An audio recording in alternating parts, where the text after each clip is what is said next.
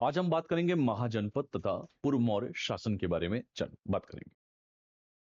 16 महाजनपद और सभी जनपदों के बारे में एक एक करके हम लोग संवाद करेंगे, बात करेंगे। जिसमें अवंती है, चेदी है, वत्स है, मगध है, काशी है, मल्ल है, वज्जी है, अंग है, गांधार है। इन सभी के बारे में बेटा हम चर्चा करेंगे। तो हमारा जो हेडिंग होगा, जो मेन हमारा हेडिंग होगा, ये 5वां चैप्टर है आपका। तो मेन जो हेडिंग होगा वो महाजनपद तथा पूर्व मौर्य शासन है। लिखिए, महाजनपद तथा पूर्व मौर्य शासन, ये आपका मेन हेडिंग है। महाजनपद तथा पूर्व मौर्य शासन। महाजनपद का जो मतलब हम बातें करेंगे, इसमें सभी 16 महाजनपदों के बारे में बातें करेंगे। तो सबसे पहले हेडिंग इसमें लिखिए वैदिकोत्तर काल। लिखिए वैदिकोत्तर काल, वैदिकोत्तर काल, वैदिकोत्तर। वैदिकोत्तर काल के बारे में अगर बेटा हम चर्चा करें, तो इस समय बृहद राज्यों का अस्तित्व, लिखिए बृहद राज्यों का, लिख लीजिए बृहद राज्यों का अस्तित्व। लिखिए कि बेटा कि बृहद राज्यों का जो अस्तित्व है वह उत्तर भारत में देखने को मिलता है। कहां मिलता है बेटा? उत्तर भारत में। लिखिए उत्तर जो है भारत में देखने को मिलता है, देखने को मिलता है। उत्तर भारत में बेटा देखने को मिलता है। सबसे पहला पॉइंट तो ये हो जाएगा। इन राज्यों में राजशाही तथा गणतंत्र दोनों प्रकार के शासन के चिन्ह मिलते हैं। राज्यों में राजशाही, राज्यों में राजशाही मतलब राजा का शासन, तथा गणतंत्र,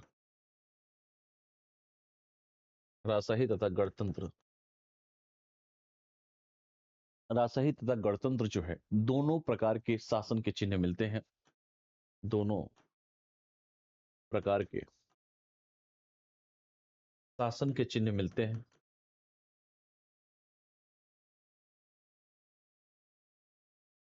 मिलते हैं, शासन के चिन्ह मिलते हैं। ठीक है। इसके साथ साथ ये भी बोल सकते हैं कि यह समय बौद्ध धर्म, जैन धर्म तथा अन्य अनिश्वरवादी धर्मों के उदय का काल था। ये भी लिख लीजिए।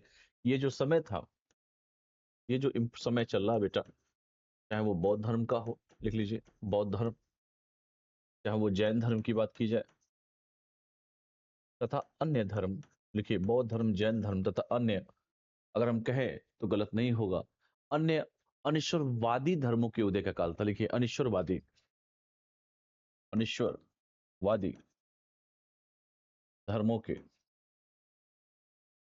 उदय का काल था, काल था, उदय का काल था। इसे जो है द्वितीय नगरीकरण के रूप में भी देखा जा सकता है। इसे लिखिए द्वितीय नगरीकरण के रूप में देखा जा सकता है। द्वितीय नगरीकरण के रूप में बेटा तो देखा जा सकता है। इसे कह सकते हैं कि द्वितीय नगरीकरण के रूप में भी देखा जा सकता है। पहला नगरीकरण हड़प्पा सभ्यता में नगरों का विस्तार था। अगर भाई बात करें तो पहला नगरीकरण कह सकते हैं, पहला, लिख लीजिए नगरीकरण, जो पहला नगरीकरण था, ऐसे लिखिए, अगले पेज पे लिखवा देता हूं। लिखिए तो ऐसे लिख लीजिए, अगले पेज पे लिखवा देता हूं। पहला जो नगरीकरण था, लिखिए कि पहला जो नगरीकरण था वो हड़प्पा सभ्यता में नगरों का विस्तार था। पहला, लिख लीजिए नगरीकरण हड़प्पा सभ्यता में, हड़प्पा सभ्यता में पहला नगरीकरण बेटा हड़प्पा सभ्यता में क्या कह सकते हैं? नगरों का विस्तार था। कह सकते हैं कि नगरों का विस्तार था, नगरों का विस्तार था, नगरों का विस्तार था, ये कह सकते हैं। अगर हम आर्थिक अवस्था के बारे में बात करें, इसमें लिखिए आर्थिक अवस्था, लिखिए आर्थिक अवस्था, आर्थिक अवस्था। तो आर्थिक अवस्था में हम कह सकते हैं बेटा कि नवीन कृषि अर्थव्यवस्था, ये भी बात हम कर सकते हैं। पहला लिखिए नवीन कृषि अर्थव्यवस्था, नवीन कृषि अर्थव्यवस्था, दूसरा पॉइंट हम इसमें कह सकते हैं नवीन कृषि अर्थव्यवस्था के बाद लौह प्रौद्योगिकी, लिखिए लौह प्रौद्योगिकी, लौह प्रौद्योगिकी के बारे में बात कर सकते हैं। तीसरा हम कह सकते हैं इसमें वाणिज्य जो है, अगर बात करें तो वाणिज्य संघों का गठन, वाणिज्यिक संघों का गठन, देखिए वाणिज्यिक संघों का गठन, गठन लिख लीजिए। चौथा अगर हम बात करें जो आदृत सिक्का के बारे में बात कर सकते हैं, आदृत सिक्का, आदित्य सिक्का के बारे में बात कर सकते हैं बेटा, जिसमें हम पंचमार्ग सिक्के के बारे में बात कर सकते हैं, पंचमार्ग सिक्का, पंचमार्ग सिक्का के बारे में बात कर सकते हैं। नए व्यापारिक मार्गों का निर्माण के बारे में बात कर सकते हैं, नए व्यापारिक मार्गों का निर्माण, नए व्यापारिक मार्गों का निर्माण, नए व्यापारिक मार्गों का निर्माण के बारे में बात कर सकते हैं। ठीक है, ये सारे पॉइंट आपको लिखने हैं कि नए व्यापारिक जो है मार्गों का निर्माण, और इसके बाद हम कह सकते हैं कि मतलब सारी पॉइंट्स को जो है आपको एक एक करके लेके चलना है। नए व्यापारिक मार्गों का निर्माण हुआ, इस काल में जो है दो विदेशी आक्रमण भी हुए। ठीक है, और ये भी सब इस पॉइंट को भी लिखना है। ठीक है बेटा, ये सारी चीजों को लेकर हमको सभी को चलना भी। ठीक है, तो चलिए सबसे पहले जो हमने कहा कि नवीन कृषि अर्थव्यवस्था, तो नवीन कृषि अर्थव्यवस्था में अगर हमको लिखना हो तो क्या क्या लिख सकते हैं बेटा, लिखिए नवीन कृषि अर्थव्यवस्था, नवीन कृषि अर्थव्यवस्था। देखिए एकदम बेसिक से बता रहा हूं चीजों को, तो नवीन कृषि अर्थव्यवस्था इसमें क्या लिख सकते हैं आप भाई, कृषि अर्थव्यवस्था के बारे में बात करना है, नवीन कृषि अर्थव्यवस्था है तो लिखिए कृषि क्षेत्रों में अधिशेष उत्पादन का कारण, लिखिए कृषि क्षेत्रों में, लिखिए कृषि सेक्टर्स में, कृषि क्षेत्रों में अधिशेष, अधिशेष उत्पादन का कारण, अधिशेष उत्पादन का जो कारण है वो क्या है, लिख लीजिए कृषि क्षेत्रों में अधिशेष उत्पादन का कारण लोहे से बने कृषि उपकरणों, लिखिए लोहे से बने कृषि उपकरणों, लोहे से बने बेटा कृषि उपकरणों तथा शुष्क चावल तकनीक था, लिखिए तथा शुष्क चावल तकनीक था, शुष्क चावल तकनीक था, शुष्क चावल तकनीक था। पहला पॉइंट तो इसको लिख सकते हैं। जो मैंने लौह प्रौद्योगिकी के बारे में जिक्र किया, अभी मैंने कहा कि लौह प्रौद्योगिकी, ये पहला है नवीन कृषि, दूसरा लिखिए लौह प्रौद्योगिकी, लोह का टेक्नोलॉजी की बात करें, लौह प्रौद्योगिकी, लौह प्रौद्योगिकी की बात अगर हम करें बेटा, लौह प्रौद्योगिकी, इसमें आप कह सकते हैं कि लौह प्रौद्योगिकी के अंतर्गत बनाए गए उपकरणों का सबसे पहले प्रयोग, बनाए गए उपकरणों का सबसे पहले प्रयोग, सबसे पहले प्रयोग, बनाए गए बेटा उपकरणों का सबसे पहले प्रयोग कौन किया बताइए। 1000 ईसा पूर्व में उत्तर भारत में आरंभ हुआ था, लिखिए 1000 ईसा पूर्व में उत्तर भारत में आरंभ हुआ था, उत्तर भारत में आरंभ हुआ था, उत्तर भारत में बेटा आरंभ हुआ था, ये भी कह सकते हैं। इससे जंगलों को साफ करना, लिखिए इससे क्या हुआ, आरंभ हुआ जंगलों को साफ करना, लिखिए जंगलों को साफ करना, लिखिए जंगलों को साफ करना, गड्ढे खोदना, जुताई तथा फसलों को कटाई का काम, लिखिए गड्ढे खोदना, खोदना तथा गड्ढे खोदना तथा लिख सकते हैं जुताई तथा फसलों का कटाई का काम, लिखिए जुताई तथा फसलों के कटाई का काम, जुताई तथा फसलों के कटाई का काम जो है अगर हम बात करें बेटा, काम जो है आसान हो गया, क्या हो गया बेटा, आसान हो गया।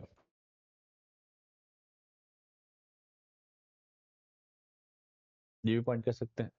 तो लौह प्रौद्योगिकी के बारे में भी जो है इसमें हम लोग जिक्र कर सकते हैं।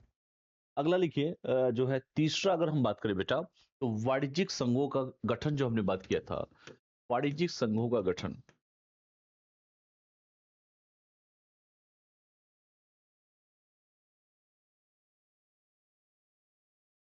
वाणिज्यिक संघों का गठन, इसमें क्या लिख सकते हैं आप? तो कह सकते हैं कि पहली बार वाणिज्यिक संघों का गठन किया गया, पहली बार किया गया, ये फर्स्ट टाइम हुआ था। ये वाणिज्यिक संघों का गठन पहली बार हुआ था बेटा, पहली बार वाणिज्यिक संघों का गठन हुआ। शिल्पियों के संघ लिखिए, शिल्पियों के संघ,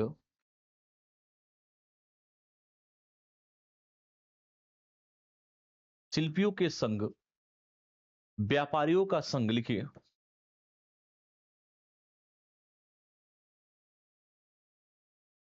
शिल्पियों का संघ हुआ, या व्यापारियों का संघ हुआ, या विक्रेताओं का संघ आदि इत्यादि इसमें सभी थे।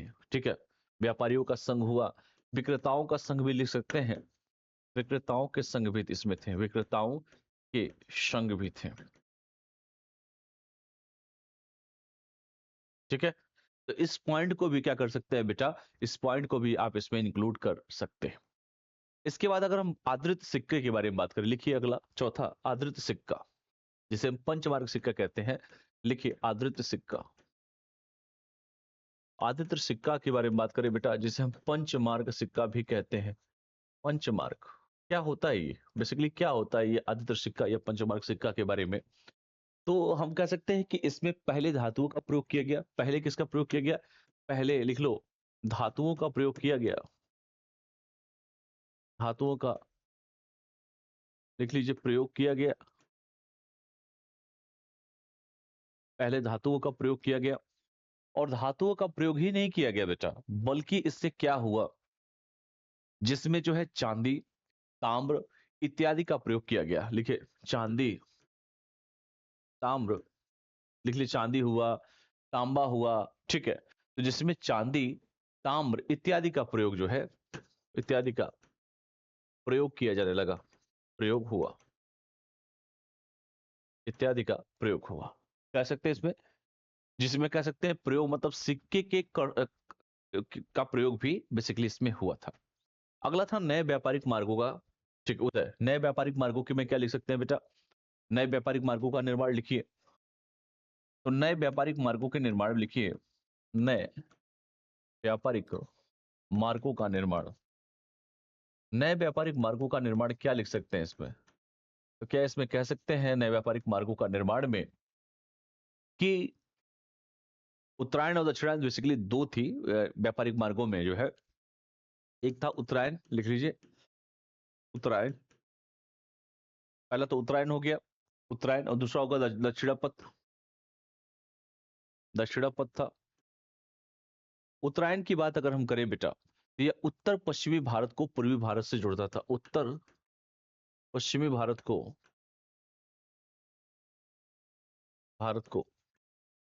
पूर्वी भारत से जोड़ता था, पूर्वी भारत से जोड़ता था। जो दक्षिणापथ था, उत्तर भारत को दक्षिण भारत से जोड़ता था, उत्तर भारत को दक्षिण भारत से जोड़ता था।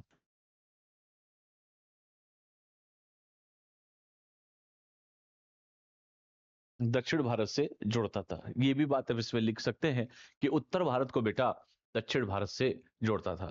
इसके बाद लिखिए, इस काल में दो विदेशी आक्रमणों ने, लिखिए इस काल में दो विदेशी आक्रमणों ने, लिखिए इस काल में दो विदेशी आक्रमणों ने क्या किया?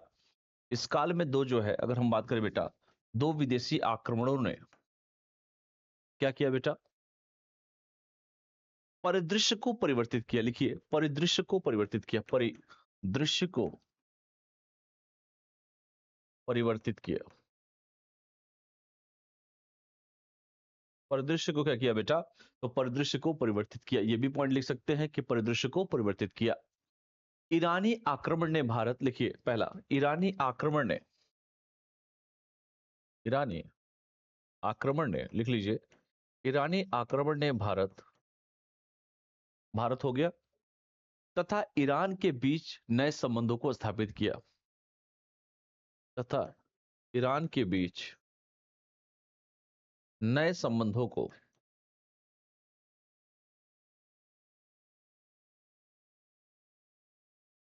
स्थापित किया। नए संबंधों को क्या किया बेटा? तो नए संबंधों को स्थापित किया। दूसरा लिख सकते हैं कि यूनानी शासक सिकंदर के आक्रमण से, लिखिए यूनानी शासक, लिखिए बी, यूनानी शासक, लिखिए यूनानी शासक सिकंदर के आक्रमण से,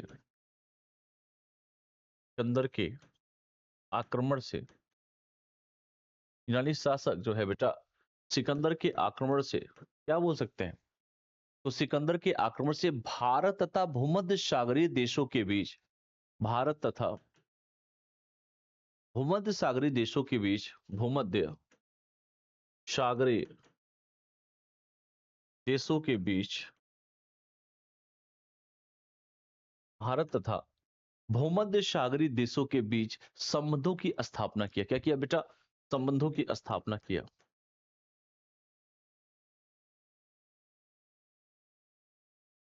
संबंधों की क्या किया बेटा? तो संबंधों की स्थापना किया। ये भी कह सकते हैं। इनका सामाजिक जीवन के बारे में अगर हम बात करें बेटा, तो सामाजिक जीवन क्या लिख सकते हैं? लिखिए सामाजिक जीवन, सामाजिक जीवन कैसा था इनका? सोशल लाइफ कैसी थी इनकी? लिखिए सामाजिक जीवन। तो कह सकते हैं कि सामाजिक जीवन के बारे में कि वर्ण व्यवस्था अधिक कठोर हुई, वर्ण व्यवस्था कठोर हुई, वर्ण व्यवस्था, लिखिए तो क्या हुई बेटा? तो वर्ण व्यवस्था जो है कठोर हुई, ठीक है, अधिक कठोर हुई, कह सकते हैं अधिक कठोर, वर्ण व्यवस्था बेटा अधिक कठोर हुई, ये कह सकते हैं। इसका आधार क्या था? सामाजिक संरचना बन गया था। कठोर क्यों हुई? आधार इसका सामाजिक संरचना बन गया था, आधार सामाजिक संरचना बन गया था, बन गया था। आधार क्या बन गया था बेटा? तो सामाजिक संरचना बन गया था। दूसरा लिखिए वर्णों के विवाह संघर्षों ने, दूसरा लिखिए वर्णों के विवाह संघर्षों ने, वर्णों के विवाह संघर्षों ने क्या बोल सकते हैं? वर्ण व्यवस्था को नया रूप दिया, वर्ण व्यवस्था को नया रूप दिया, नया रूप दिया। यह भी कह सकते हैं कि वर्णों के विवाह संघर्षों ने वर्ण व्यवस्था को बेटा नया रूप दिया, ये भी कह सकते हैं। तीसरा क्या लिख सकते हैं बेटा? लिख लीजिए इसको पहले। तीसरा कह सकते हैं, इसमें तीसरा पॉइंट लिख लीजिए जो वर्णों के विवाह के बारे में हम बात कर रहे थे कि अंतरवर्ण विवाह के कारण, ठीक है, अंतरवर्ण लिख लीजिए, अंतरवर्ण तीसरा पॉइंट है कि अंतरवर्ण विवाह के कारण, विवाह के कारण, लिखिए विवाह के कारण, अंतरवर्ण विवाह के कारण अगर हम बात करें बेटा तो वर्ण संकर जातियों का उद्भव हुआ। लिखिए वर्ण संकर जातियों का उद्भव हुआ, संकर जातियों का, जातियों का क्या हुआ बेटा? तो उद्भव हुआ। वर्ण संकर जातियों का क्या हुआ बेटा? तो वर्ण संकर जातियों का उद्भव हुआ। चौथा लिखिए संस्कार, संस्कार के बारे में अगर हम बात करें बेटा, संस्कार, तो संस्कारों में क्या क्या लिख सकते हैं? कि लिख सकते हैं कि मनुष्य का जन्म असंस्कृत हुआ, मतलब मनुष्य का जन्म जो है असंस्कृत हुआ। लिखिए मनुष्य का जन्म असंस्कृत हुआ, असंस्कृत हुआ, ये कह सकते हैं। और ऐसा माना जाता था, लिख सकते हैं कि ऐसा माना जाता था, ऐसा माना जाता था, ठीक है बेटा, ये भी कह सकते हैं। संस्कारों द्वारा, जो संस्कार हैं बेटा, संस्कारों द्वारा मनुष्य के, लिख लीजिए संस्कारों द्वारा मनुष्य के व्यक्तित्व जीवन में, संस्कारों द्वारा, द्वारा मनुष्य के, संस्कारों द्वारा बेटा मनुष्य के, लिख लीजिए व्यक्तिगत जीवन में परिवर्तन आता है, व्यक्तिगत जीवन में परिवर्तन आता है, व्यक्तिगत जीवन में बेटा परिवर्तन आता है, ये भी कह सकते हैं। उदाहरण कर सकते हैं जैसे विवाह संस्कार, उपनयन संस्कार। एग्जाम्पल लिख लीजिए, उदाहरण, विवाह संस्कार, संस्कार, विवाह संस्कार हम कह सकते हैं। उपनयन संस्कार भी हम कह सकते हैं, लिख लीजिए उपनयन संस्कार, उपनयन संस्कार भी कह सकते हैं। ठीक है, तो इन सब पॉइंट को भी इसमें क्या करना है बेटा, लिखना है। शिल्पियों, व्यापारियों, वाणिज्य समूहों, लिख लीजिए शिल्पियों, शिल्पियों, व्यापारियों, लिख लीजिए शिल्पियों, व्यापारियों, वाणिज्य समूहों। ठीक है, शिल्पियों है, व्यापारियों है, वाणिज्य समूहों इत्यादि के उदय ने, इत्यादि के उदय ने, इत्यादि के उदय ने, ठीक है, क्या सामाजिक संरचना तथा परंपरा को प्रभावित किया। सामाजिक संरचना तथा परंपरा को, सामाजिक संरचना तथा परंपरा को प्रभावित किया, प्रभावित किया। सामाजिक संरचना तथा परंपरा को क्या किया बेटा, इसने परंपरा को प्रभावित किया। ये भी कह सकते हैं कि परंपरा को इसने प्रभावित किया। सातवां पॉइंट में क्या लिख सकते हैं बेटा, सातवां पॉइंट लिखिए, सातवां पॉइंट, सातवां पॉइंट लिख सकते हैं आप सभी कि पहली बार वेश्यावृत्ति तथा भिक्षादान, पहली बार लिख लीजिए, पहली बार वैश्यावृत्ति, लिख लीजिए पहली बार बेटा वैश्यावृत्ति, और वैश्यावृत्ति ही क्या, भिक्षाटन, लिख लीजिए, तथा भिक्षाटन, पहली बार वैश्यावृत्ति तथा भिक्षाटन की बात अगर हम करें, ये साक्ष्य इसी समय के समाज में सामने आए। ये साक्ष्य इसी समय के समाज में, समय के समाज में, समाज में सामने आए, इसी समय के समाज में सामने आए। ठीक है बेटा, तो ये भी चीजें हैं, इसको भी आप सभी को याद रखना है। ठीक है, अगर हम धार्मिक जीवन के बारे में बात करें, धार्मिक जीवन, कैसा धार्मिक जीवन था इनका, तो लिखिए धार्मिक जीवन, सामाजिक हो गया, अब धार्मिक जीवन लिखिए, धार्मिक जीवन। धार्मिक जीवन में क्या लिख सकते हैं बताइए आप सभी, ब्राह्मणवाद लिख सकते हैं क्या, ब्राह्मणवाद, तो वैदिक काल के बाद एक अधिक कट्टर, लिखिए ब्राह्मणवाद, ब्राह्मणवाद, लिखिए कि वैदिक काल के बाद, क्योंकि वैदिक काल के बाद एक कट्टर, अगर हम कहें तो गलत नहीं होगा, एक कट्टर धार्मिक प्रवृत्ति का उदय हुआ। लिखिए एक कट्टर धार्मिक प्रवृत्ति का उदय हुआ, उदय हुआ, धार्मिक प्रवृत्ति का बेटा उदय हुआ, जिसने निर्धारित देवता की पूजा, जिसने कहा जाए निर्धारित रूप से जो है देवता की पूजा की, बलि, लिखिए निर्धारित की बात की जाए, देवता की पूजा, देवता की पूजा की बात इसमें की गई। पूजा के साथ साथ जो है अगर हम बात करें बेटा, तो पूजा के साथ साथ जो है बलि की बात इसमें की गई, अनुष्ठान के बारे में बात की गई, लिखिए अनुष्ठान, अनुष्ठान के बारे में बात की गई, तथा पुरोहित वर्ग को महत्व दिया जाने लगा। किसको बेटा, तथा पुरोहित वर्ग को महत्व दिया जाने लगा, महत्व दिया जाने लगा, महत्व दिया जाने लगा। ये भी पॉइंट अब इसमें इंक्लूड कर सकते हैं कि पुरोहित वर्ग को बेटा महत्व दिया जाने लगा।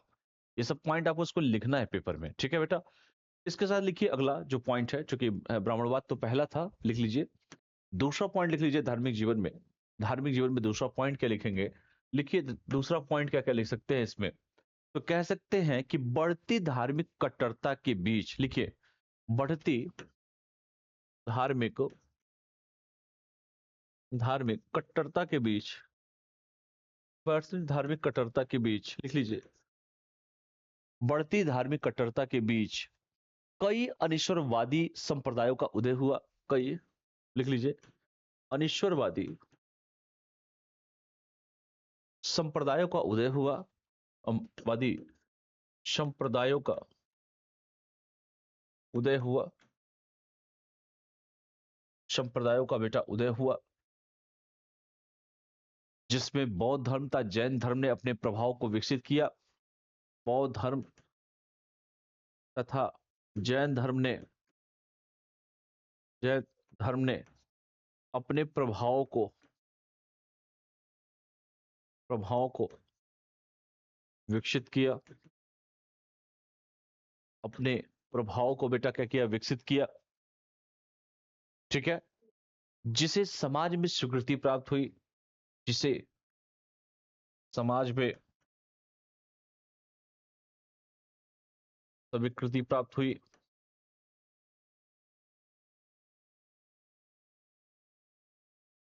समाज में बेटा स्वीकृति प्राप्त हुई। कालांतर में इन धर्मों की संरचना में भी, लिखिए, कालांतर में इन धर्मों की, कालांतर में बेटा लिख लो, इन धर्मों की संरचना में कई बदलाव देखे गए। लिखिए, धर्मों की संरचना में कई बदलाव देखे गए। कई बदलाव देखे गए। कई बदलाव बेटा देखे गए। तो ये भी पॉइंट आप इसमें इंक्लूड कर सकते हैं कि कालांतर में जो है इन धर्मों की संरचना में भी कई बदलाव देखे गए। ठीक है, अगला जो मेरा मेन हम सभी का रहेगा महाजनपद के बारे में। तो जितने भी महाजनपद हैं उन सभी महाजनपदों को जो है बेटा हम लोग को एक एक करके जो है उन सभी जनपदों के बारे में हमको पढ़ना है। ठीक है, तो इस सभी पूरा जो डिटेल हम लोग पढ़ेंगे महाजनपदों के बारे में। तो आइए हम लोग सबसे पहले जो है, चूंकि 16 महाजनपद हैं, उन सभी महाजनपदों को बेटा हम लोग एक एक करके जो है अच्छी अच्छी जो क्वालिटीज है उस महाजनपद के बारे में पढ़ते हैं। ठीक है, तो लिखिए महाजनपद, अगला जो हेडिंग रहेगा वो रहेगा बेटा महाजनपद का। महाजनपद, महाजनपद, महाजनपद हेडिंग है, जो मेन हेडिंग है। आप सभी को मालूम है कि 6ठी शताब्दी ईसा पूर्व में लोहे के विस्तृत प्रयोग ने सेकंड नगरीकरण की स्थापना की। कह सकते हैं कि 6ठी शताब्दी ईसा पूर्व ने, 6वीं शताब्दी, लिखिए 6वीं शताब्दी, ऐसे लिखिए 6वीं शताब्दी ईसा पूर्व में, लिखिए ईसा पूर्व ने क्या, तो 6ठी शताब्दी ईसा पूर्व ने, लिख लीजिए, लोहे के विस्तृत प्रयोग ने, लोहे के विस्तृत प्रयोग ने, लोहे के विस्तृत प्रयोग ने, लोहे के विस्तृत प्रयोग ने क्या किया बेटा, द्वितीय नगरीकरण की जिस प्रक्रिया को सामने रखा, लिख लीजिए, द्वितीय नगरीकरण की, करण की जिस प्रक्रिया को जिस प्रक्रिया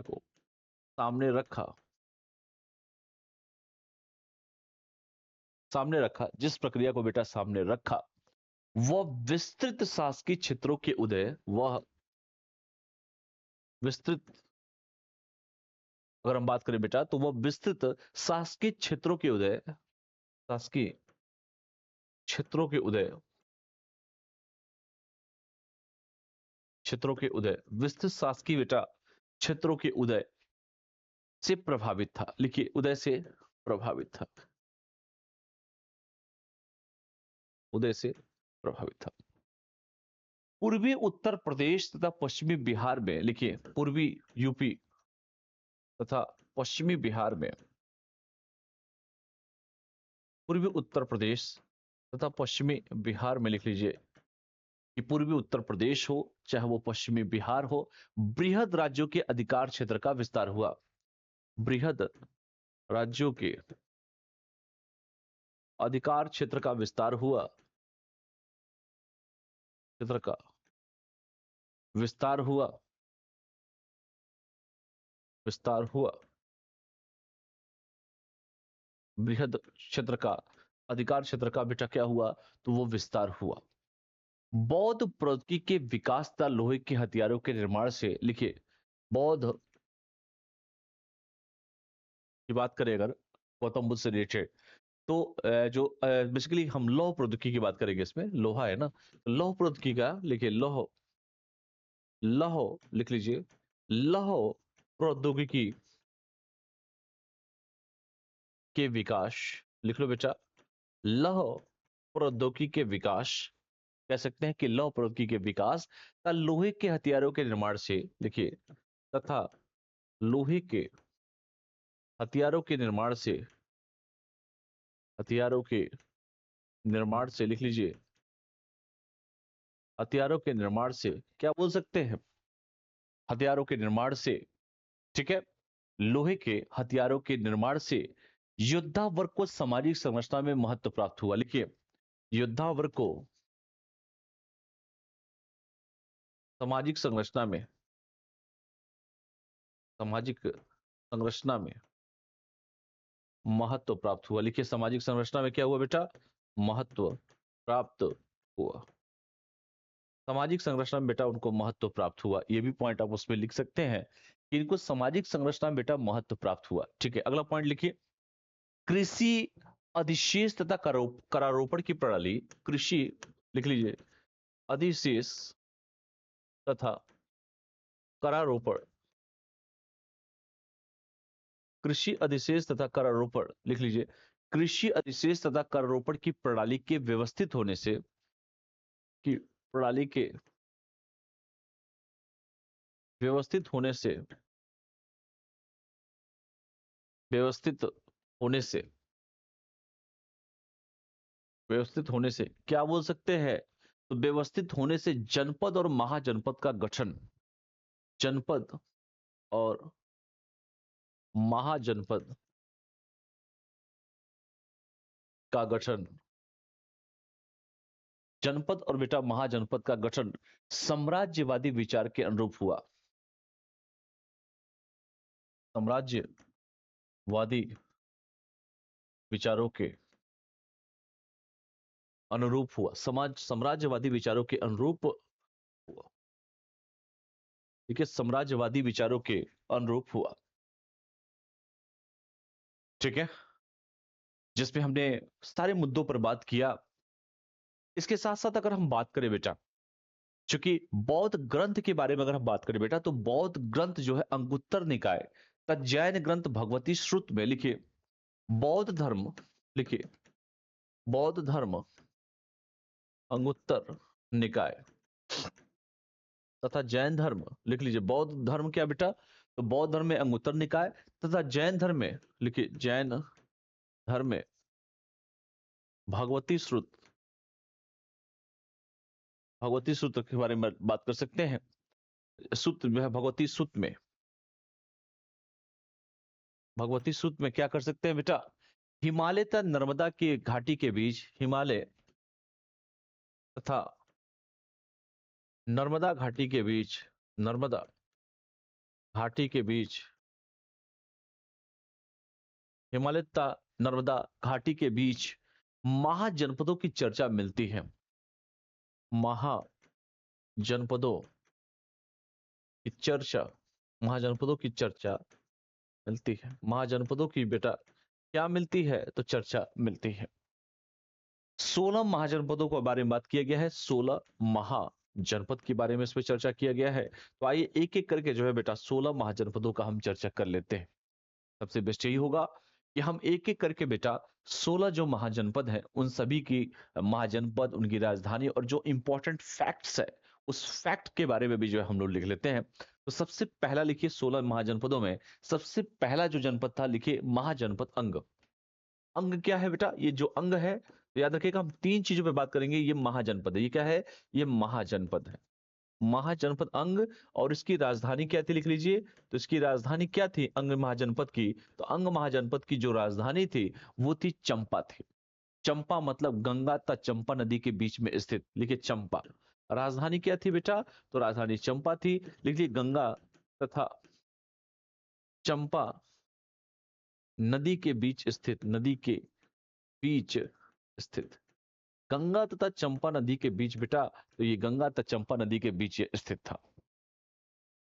आधुनिक अवस्थिति अगर इसकी बात करें, आधुनिक अवस्थिति जो वर्तमान कहां पर एरिया पड़ता है, आधुनिक अवस्थिति, तो कह सकते हैं इसको, जो आधुनिक अवस्थिति है वो कह सकते हैं कि भागलपुर तथा मुंगेर, भागलपुर लिख लीजिए, जो भागलपुर हो बिहार पर, तो बिहार का भागलपुर तथा मुंगेर, ठीक है बेटा, भागलपुर तथा मुंगेर जो कहां पर है बेटा, जो आपका बिहार पे है। ठीक है, लिख लीजिए महत्वपूर्ण वाणिज्यिक केंद्र, ये दोनों क्या थे बेटा, ये महत्वपूर्ण वाणिज्यिक केंद्र, लिख लीजिए महत्वपूर्ण वाणिज्यिक, महत्वपूर्ण बेटा वाणिज्यिक केंद्र थे, लिख लीजिए। तीसरा लिख लीजिए दक्षिणी पूर्वी एशिया के लिए वाणिज्यिक मार्ग, दक्षिणी पूर्वी एशिया के लिए, एशिया के लिए वाणिज्यिक मार्ग, दक्षिणी पूर्वी एशिया के लिए बेटा, तो ये क्या है, ये वाणिज्यिक मार्ग है। तो पहला हमने लिखा अंग महाजनपद के बारे में, ठीक है बेटा। तो अंग जहां महाजनपद है उस महाजनपद के बारे में हमने चर्चा किया। अगला लिखिए बेटा, अंग महाजनपद के बाद अगर हम बात करें, क्योंकि अंग महाजनपद के बारे में हमने बात किया, अगला लिखिए काशी, ठीक है, दूसरा काशी, काशी महाजनपद। काशी महाजनपद की जो राजधानी थी वो क्या थी, तो राजधानी थी वाराणसी, लिखिए वाराणसी, राजधानी वाराणसी। इसकी आधुनिक जो अवस्थिति है वो क्या है, लिखिए वाराणसी। आधुनिक अवस्थिति की बात करें तो आधुनिक अवस्थिति में कह सकते हैं कि वाराणसी, ठीक है, आधुनिक अवस्थिति कहां पर है बेटा, वाराणसी। और क्या लिख सकते हैं, काशी पर कौशल ने आधिपत्य कायम किया, काशी पर कौशल ने, कौशल ने आधिपत्य कायम किया, आधिपत्य कायम किया। तीसरा लिखिए, जो हम बात करेंगे बेटा कौशल, कौशल मतलब पूर्वी उत्तर प्रदेश, कौशल का अगर बोलूं तो पूर्वी उत्तर प्रदेश समझिए कौशल। तो मैं वर्तमान की पूर्वी उत्तर प्रदेश, पूर्वी यूपी, और इंपॉर्टेंट क्या है, ठीक है, तो इसमें दो था बेसिकली, कौशल में पूर्वी उत्तर प्रदेश जो हम कह रहे हैं वो तो ठीक है, कौशल मतलब पूर्वी उत्तर प्रदेश, लेकिन इसमें जो है, जो उत्तरी राजधानी थी वो श्रावस्ती थी, लिखिए इसकी उत्तरी राजधानी श्रावस्ती थी, और लिख लीजिए बेटा दक्षिणी राजधानी जो थे कुशावती थी, दक्षिणी राजधानी कहां थी, कुशावती राजधानी, तो वो थी कुशावती, कुशावती। उत्तरी राजधानी श्रावस्ती एंड दक्षिणी राजधानी कुशावती थी, ये भी कर सकते हैं, ठीक है, तो इसके बारे में लिख लीजिएगा। अगला लिखिए वज्जी, वज्जी का मतलब गंगा नदी के ऊपर में स्थित, लिखिए वज्जी, वज्जी गंगा नदी के, लिखिए गंगा नदी के, तो गंगा नदी के क्या बेटा, उत्तर में स्थित, गंगा नदी के उत्तर में स्थित। और कह सकते हैं कि सर वैशाली एवं मिथिला उत्तर बिहार, लिखिए वैशाली तथा मिथिला उत्तर बिहार, उत्तर बिहार, वैशाली तथा मिथिला उत्तर बिहार। आधुनिक अवस्थिति के उत्तर बिहार, आधुनिक अगर अवस्थिति के बारे में बात करें बेटा, तो आधुनिक अवस्थिति कहां पर है, लिख लीजिए, आधुनिक जो अवस्थिति है कहां पर है, लिख लीजिए। तो कह सकते हैं कि मुजफ्फरपुर तथा दरभंगा, मुजफ्फरपुर तथा दरभंगा, मुजफ्फरपुर तथा दरभंगा, मुजफ्फरपुर तथा दरभंगा। एक गणराज्य था, दरभंगा बेसिकली बिहार में है, मुजफ्फरपुर भी बिहार है, ये क्या थे बेटा, एक लिख सकते हैं क्या था, तो यह एक क्या था बेटा, एक गणराज्य था, गणराज्य था, गणराज्य, गणराज्य था, और जिसमें लिच्छवी, विदेह तथा ज्ञात्रिक इत्यादि शामिल थे। जिसमें कौन कौन शामिल था बेटा, जिसमें लिच्छवी, लिच्छवी ट्रेन भी चलती है बेटा, लिच्छवी, लिखिए लिच्छवी, लिच्छवी, जिसमें बेटा लिच्छवी, राजा विदेह तथा ज्ञात्रिक, विदेह, इसके साथ साथ बेटा ये भी कह सकते हैं कि ज्ञात्रिक इत्यादि शामिल थे, ज्ञात्रिक, इत्यादि शामिल थे, शामिल थे। तो ये वज्जी भी लिख सकते हैं। अगला लिखिए वज्जी के बाद, वज्जी के बाद लिखिए बेटा मल। मल जानते हैं ना, कुशीनारा मल्लों की राजधानी थी, तो लिखिए मल। मल जो है बेसिकली कुशीनारा,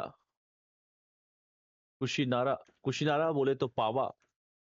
और क्या इंपॉर्टेंट है इसमें, जो आधुनिक अवस्थिति है क्या है, तो देवरिया उत्तर प्रदेश लिखिए, देवरिया यूपी, देवरिया बेटा यूपी। और क्या क्या इंपॉर्टेंट है कि महात्मा बुद्ध ने अपना अंतिम भोजन, महात्मा बुद्ध ने अपना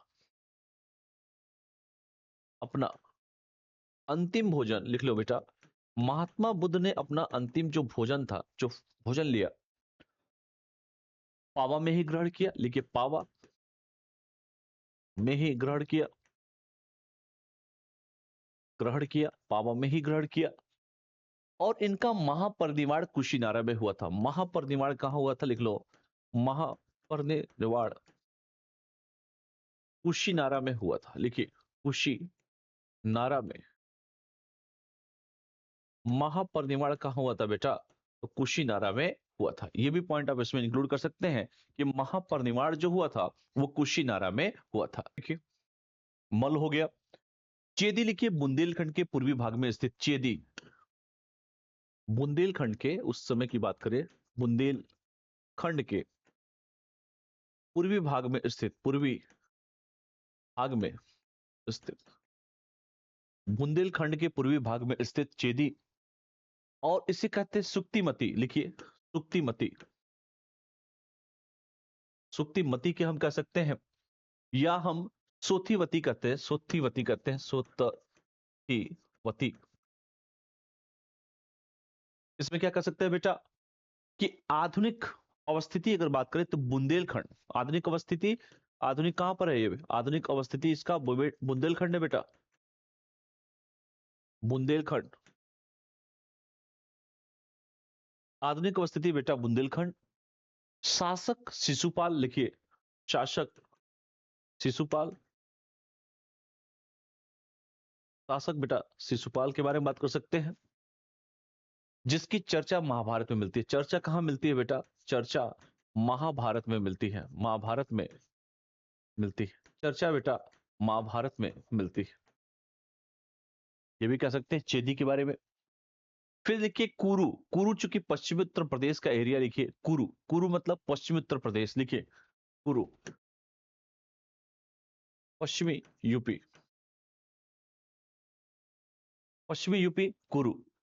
इंद्रप्रस्थ लिखिए, इंद्रप्रस्थ, इंद्रप्रस्थ। और इनका हस्तिनापुर, लिखिए हस्तिनापुर। इसके साथ साथ और क्या लिख सकते हैं कि वर्तमान अवस्थिति मेरठ दिल्ली थानेश्वर, मेरठ दिल्ली थानेश्वर। ये कह सकते हैं ना वर्तमान स्थिति है, ये क्या है, ये वर्तमान स्थिति है, वर्तमान। ठीक है, कुरु भी हो गया। कुरु के बाद चूंकि हम सभी महाजनपदों के बारे में बेटा पढ़ रहे हैं, तो लिखिए वत्स, वत्स जो महाजनपद है उसके बारे में लिखिए वत्स, वत्स महाजनपद के बारे में अगर आप पढ़ेंगे तो कहेंगे कि यमुना नदी के तट पर स्थित है, कपास के महीन वस्त्रों के उत्पादन के लिए ज्ञात है।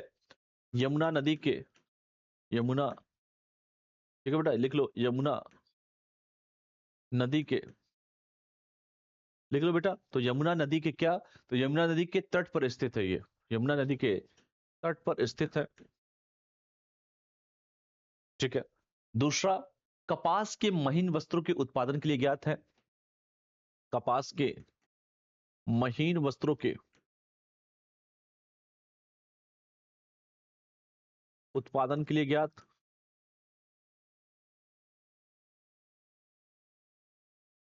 उत्पादन के लिए ज्ञात है। तीसरा, इसकी जो अवस्थिति अगर वर्तमान बात करें तो कौशाम्बी, जो वर्तमान में जो है कौशाम्बी का एरिया आप देखते हो ना, कौशाम्बी, तो कौशाम्बी के एरिया में इसकी अवस्थिति देखने को मिलती है। यानी कि गंगा तथा यमुना के संगम के निकट प्रयागराज में जो अवस्थित है, कौशाम्बी बगल में ही है प्रयागराज। तो लिख सकते हैं इसको कि गंगा तथा यमुना के संगम, गंगा तथा, ऐसे लिखो, गंगा तथा यमुना के संगम, यमुना के संगम, गंगा तथा यमुना के संगम के निकट, प्रयागराज में अवस्थित, संगम के निकट, कहां बेटा? तो प्रयागराज में अवस्थित, प्रयागराज में अवस्थित, प्रयागराज में अवस्थित। आधुनिक अवस्थिति कहां है बेटा? तो आधुनिक अवस्थिति तो हो गया प्रयागराज, आधुनिक अवस्थिति कहां है? तो आधुनिक है प्रयागराज, प्रयागराज, प्रयागराज का बांदा, प्रयागराज भी कह सकते हैं, बांदा भी यूपी में जो है, दोनों तो यूपी में ही है, यूपी। ठीक है। शासक कौन था बेटा? तो उदयन शासक था, लिखिए शासक उदयन, शासक लिख लीजिए, शासक बेटा उदयन था, उदयन शासक था। और संस्कृत रचना स्वप्नवाद लिख लीजिए, संस्कृत रचना कौन था लिखा था? संस्कृत रचना तो लिखा था किसने? स्वप्न वासवत्ता, स्वप्न वास, क्या लिख सकते हैं? स्वप्नवास वदता, स्वप्नवास वत्ता का नायक भी कह सकते हैं। इसके बाद लिखिए पांचाल, पांचाल बोले तो पश्चिमी उत्तर प्रदेश, लिखिए पांचाल महाजनपद, पांचाल महाजनपद, पांचाल ये पश्चिमी यूपी, वेस्टर्न यूपी लिख लीजिए, वेस्टर्न यूपी, पश्चिमी उत्तर प्रदेश, पांचाल। और उत्तरी राजधानी अहिच्छत्र बरेली, लिखिए इसकी उत्तरी राजधानी अहिच्छत्र, उत्तरी राजधानी बेटा अहिच्छत्र, जिसकी स्थिति अगर हम बात करें बरेली, बरेली। दक्षिणी राजधानी लिख लीजिए, दक्षिणी राजधानी, तो दक्षिणी राजधानी क्या लिख सकते हैं बेटा? तो दक्षिणी राजधानी कह सकते हैं कामपिल्ले, कालिम्पिल्ले मतलब फरुखाबाद, लिखिए कामपिल्ले यानी कि फरुखाबाद, फरुखाबाद, कामपिल्ले मतलब बेटा फरुखा। इसकी आधुनिक अवस्थिति क्या है बेटा? आधुनिक अवस्थिति लिख लीजिए, आधुनिक अवस्थिति, तो आधुनिक अवस्थिति की बात अगर हम करें बेटा, बरेली हुआ, बदायूं हुआ, फरुखाबाद हुआ, लिखिए बरेली, बदायूं, फरुखाबाद, बरेली हुआ, बदायूं हुआ बेटा, फरुखाबाद यूपी लिख लीजिए, यूपी, कन्नौज लिख लीजिए, कन्नौज, कन्नौज लिख लीजिए, यूपी लिख लीजिए, कन्नौज लिख लीजिए। पांचाल महाजनपद के अंतर्गत आते थे। ये किसके आते थे? ये सब के सब पांचाल महाजनपद के आते थे, लिख लीजिए, ये पांचाल महाजनपद के अंतर्गत आते थे, पांचाल महाजनपद के अंतर्गत आते थे, महाजनपद के अंतर्गत आते थे। तो ये सब पॉइंट आपको इसमें लिखना है बेटा। अगला लिखिए मत्स्य, मत्स्य महाजनपद, लिखिए मत्स्य, मत्स्य महाजनपद लिख लीजिए, मत्स्य महाजनपद। तो क्या इसको लिख सकते हैं कि विराट नगर कह सकते हैं, बैराट, विराट नगर, लिखिए विराट नगर कह सकते हैं। आधुनिक अवस्थिति की बात अगर हम करें, आधुनिक अवस्थिति, आधुनिक अवस्थिति, आधुनिक अवस्थिति क्या कर सकते हैं बेटा? तो आधुनिक अवस्थिति है जयपुर, लिखिए आधुनिक अवस्थिति जयपुर। संस्थापक, संस्थापक विराट, संस्थापक लिख लो बेटा, तो संस्थापक विराट कह सकते हैं ना। अगला देखिए सूरसेन, सूरसेन जो मथुरा बेसिकली है, सूरसेन लिख लीजिए, सूरसेन मथुरा यमुना नदी के तट पर स्थित, लिखिए मथुरा यमुना नदी, ऐसे लिखिए सूरसेन मथुरा यमुना नदी के तट पर स्थित, यमुना नदी के तट पर स्थित, यमुना नदी के बेटा तट पर स्थित मथुरा के आसपास का क्षेत्र, लिखिए वर्तमान में, वर्तमान में मथुरा के आसपास का क्षेत्र, वर्तमान में मथुरा का आसपास का क्षेत्र ये कह सकते हैं। संस्थापक अवंतीपुत्र, संस्थापक लिख लीजिए अवंतीपुत्र, संस्थापक बेटा अवंतीपुत्र कह सकते हैं। बौद्ध धर्म का अनुयायी था ये,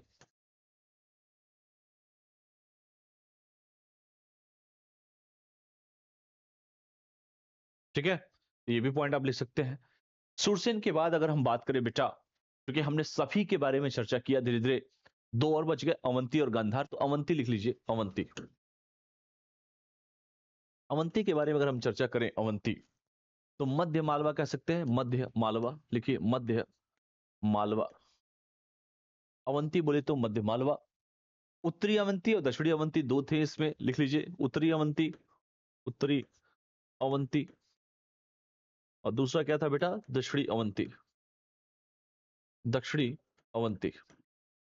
एक था उत्तरी अवंती, दूसरा था दक्षिणी अवंती। उत्तरी अवंती के बेसिकली हम बात करें बेटा, तो उज्जैनी, क्या बोल सकते हैं, उज्जैनी लिखिए, उ आधा ज, जैनी। उत्तरी अवंती क्या है बेटा, तो उज्जैनी है। और दक्षिणी अवंती क्या है, महिष्मती, महिष्मती, ये भी कह सकते हैं। दक्षिणी अवंती महिष्मती, और विंध्य पर्वत के दोनों से दोनों का विभाजन लिखिए, जो उत्तरी अवंती या दक्षिणी महिष्मती, ये दोनों लिख सकते हैं कि विंध्य पर्वत से, लिखिए बेटा, विंध्य पर्वत से क्या, तो विंध्य पर्वत से दोनों का विभाजन,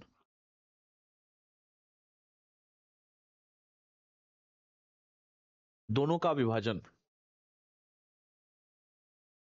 विंध्य पर्वत से बेटा, तो विंध्य पर्वत से दोनों का विभाजन, क्या लिख सकते हैं कि विंध्य पर्वत से दोनों का विभाजन।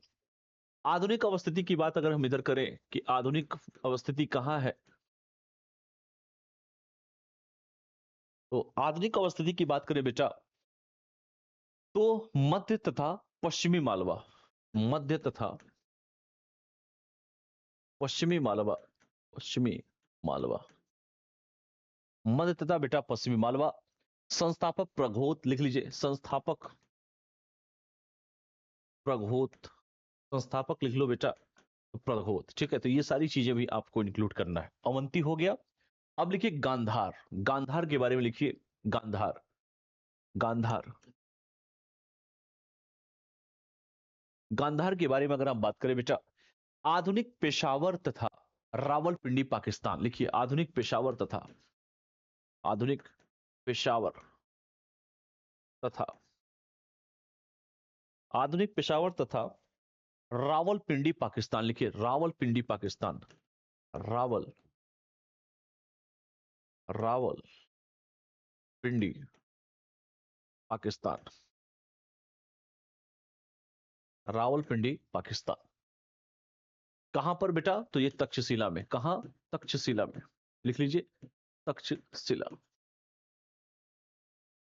महत्वपूर्ण शिक्षा का केंद्र था बेटा, महत्वपूर्ण शिक्षा का केंद्र था, केंद्र था, कह सकते हैं।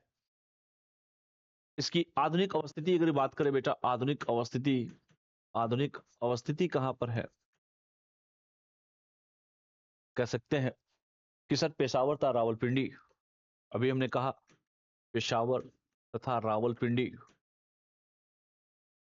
पेशावर तथा रावलपिंडी लिख लीजिए। शासक कौन था, पुष्करासीन जो था शासक था, लिख लीजिए शासक पुष्करासीन था, करासीन, ये क्या था बेटा, तो ये शासक था। ये जितने भी महाजनपद थे बेटा, उन सभी महाजनपदों के बारे में हम लोगों ने क्या किया, बात किया और संवाद किया। इसके बाद लिखिए कंबोज, दो तीन और बच गए हैं, लिख लीजिए, क्योंकि नंबरिंग तो मैं कर नहीं रहा हूं, 13 हो गए, लग रहा है 14। कंबोज लिखिए, कंबोज, कंबोज महाजनपद, ठीक है बेटा, कंबोज, ये कंबोज है, कंबोज महाजनपद। कंबोज का कर सकते हैं बेटा हाटक अथवा राजपुर, लिखिए हाटक अथवा राजपुर, हाटक अथवा राजपुर कह सकते हैं बेटा, हाटक अथवा राजपुर। अगर आधुनिक अवस्थिति के बारे में बात करें बेटा, आधुनिक अवस्थिति, तो क्या कह सकते हैं इसको, आधुनिक अवस्थिति के बारे में अगर हम चर्चा करें बेटा, तो दक्षिणी पश्चिमी कश्मीर, लिखिए दक्षिणी पश्चिमी कश्मीर, दक्षिणी पश्चिमी बेटा कश्मीर, ये भी कह सकते हैं। हजारा तथा राजौरी, हजारा तथा राजौरी लिख ली, हजारा तथा राजौरी, राजौरी, हजारा तथा राजौरी। घोड़ों के श्रेष्ठ नस्ल के लिए प्रसिद्ध है ये, लिख लीजिए घोड़ों के श्रेष्ठ नस्ल, घोड़ों के श्रेष्ठ नस्ल के लिए, घोड़ों के श्रेष्ठ नस्ल के लिए बेटा, तो घोड़ों के श्रेष्ठ नस्ल के लिए प्रसिद्ध, ये भी कह सकते हैं, ये भी पॉइंट इसमें कह सकते हैं। अगला लिखिए अश्मक, अश्मक, असमक, अश्मक के बारे में लिख लीजिए अस्मक। तो कह सकते हैं अश्मक के बारे में पोटन या पोटली कहिए, पोटन या पोटली, पोटन या पोटली, पोटन या पोटली कह सकते हैं। गोदावरी घाटी लिखिए, अवस्थिति इसकी लिख लीजिए, गोदावरी घाटी, गोदावरी घाटी पहला लिख लीजिए अवस्थिति। दूसरा लिखिए दक्षिणी भारत में अवस्थित एकमात्र जनपद, दक्षिणी भारत में अवस्थित एकमात्र जनपद, जनपद ये भी कह सकते हैं। और लास्ट लिख लीजिए मगध, मगध, मगध, मगध के बारे में क्या कह सकते हैं बेटा कि यह जो है राजगिरी या गिरिव्रज, राजगिरी है, या इसको कह सकते हैं सर राजगिरी को गिरिव्रज, लिखिए गिरिव्रज, राजगिरी या गिरी, ठीक है। आधुनिक अवस्थित दक्षिणी बिहार, दक्षिणी बिहार ये भी कह सकते हैं कि आधुनिक अवस्थिति तो दक्षिणी बिहार, ठीक है। तो ये सारी चीजें जो है हम इसमें जिक्र कर सकते हैं। इसके बाद जो है अगर हम बात करें चूंकि कि गण संघ क्या होते हैं या साम्राज्य क्या होते हैं, इसके बारे में हम लोग चर्चा कर लेंगे। धीरे धीरे जो है हम लोग सारे मुद्दों पर बात तो कर ही रहे हैं। गणतंत्र क्या होता है, राजतंत्र क्या होता है, जो मैंने अभी चर्चा किया, ठीक है। तो लिखिए अगला जो है राजतंत्र में, जैसे अगर हम बात करें कौन का राजतंत्र का गणतंत्र, लिखिए राजतंत्र, राजतंत्र। तो राजतंत्र कहाँ कहाँ थे? राजतंत्र बेटा कई जगह पे थे, जैसे अंग में थे, अवंती में थे, लिखिए अंग में थे, अवंती में थे, ठीक है। अंग हुआ, अवंती हुआ, चेदी हुआ, लिख लीजिए चेदी में थे, लिख लीजिए वत्स में, वत्स जगह राजतंत्र थे, लिख लीजिए मगध में थे, काशी में थे, लिख लीजिए मगध में, काशी में, ठीक है। इसके साथ साथ अगर हम बात करें कौशल में, गांधार में, लिख लीजिए कौशल में, इसके साथ साथ जो है कौशल में, इसके बाद गांधार में, यहां पर क्या थे बेटा? राजतंत्र था, राजतंत्र था। दूसरा लिखिए गणराज्य, गणराज्य, गणराज्य में क्या कह सकते हैं बेटा? जैसे वज्जी गणराज्य था, लिखिए वज्जी, वज्जी बेटा क्या था? गणराज्य था। पुरु, पुरु भी एक गणराज्य था। कंबोज, कंबोज भी बेटा एक क्या था? गणराज्य था। पांचाल, पांचाल भी बेटा एक क्या था? गणराज्य था। इसके साथ साथ जो है मल तथा मल, ये सब क्या थे बेटा? ये सब गणराज्य थे। ये क्या थे? ये सब के सब गणराज्य थे। तो क्या इसको भी पॉइंट लिख सकते हैं? एक एक चीज को हमको लेकर बेटा चलना है, एक एक पॉइंट्स को हमको लेकर चलना है, ठीक है। अब देखिए महाजनपद काल में सामाजिकता जो है नैतिक जीवन कैसा था, इसके बारे में लिख लीजिए। महाजनपद काल में सामाजिक तथा नैतिक जीवन कैसा था? महाजनपद काल में लिखिए, महाजनपद काल में सामाजिक तथा नैतिक जीवन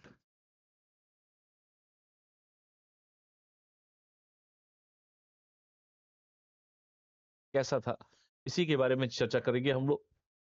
तो कह सकते हैं बेटा छठी शताब्दी ईसा पूर्व में, लिखिए छठवीं शताब्दी ईसा पूर्व में, छठी शताब्दी ईसा पूर्व में अगर हम बात करें तो उत्तरी काली पालिशदार मृदभांड का चरण आया। उत्तरी काली, उत्तरी काली पॉलिशदार, लिख लो बेटा उत्तरी काली पालिशदार मृदभांड का चरण आया, मृद भांड का चरण आया, मृदभांड का बेटा क्या आया? चरण आया। तथा द्वितीय नगरीकरण का उद्भव हुआ। क्या हुआ? द्वितीय नगरीकरण का, करण का उद्भव हुआ, द्वितीय नगरीकरण का उद्भव हुआ। ये भी कह सकते हैं कि द्वितीय नगरीकरण का क्या हुआ, तो उद्भव हुआ, देखा गया। इसके साथ साथ जो है अगर हम कई चीजों के बारे में चर्चा करें, ठीक है, तो द्वितीय नगरीकरण का उद्भव हुआ। इसके बाद अगर हम बात करें बेटा, इस समय जो मुद्रा व्यवस्था भी अस्तित्व में आ गई थी, लिख लीजिए मुद्रा व्यवस्था भी, लिख लीजिए मुद्रा व्यवस्था भी अस्तित्व में आ गई थी, अस्तित्व में। ये भी कह सकते हैं कि जो मुद्रा व्यवस्था है, लिख लीजिए ये जो मुद्रा व्यवस्था भी अस्तित्व में आ गई थी, आ गई थी। मुद्रा व्यवस्था बेटा अस्तित्व में आ गई थी। इसके साथ साथ भारतीय उपमहाद्वीपों में, लिख लीजिए भारतीय उपमहाद्वीपों में, महाद्वीपों में, लिख लीजिए, तो भारतीय उपमहाद्वीपों में अगर हम बात करें बेटा, तो पंचमार्क वाले सिक्कों का प्रयोग आरंभ हुआ। पंचमार्क, पंचमार्क वाले सिक्कों का प्रयोग आरंभ हुआ, प्रयोग आरंभ हुआ।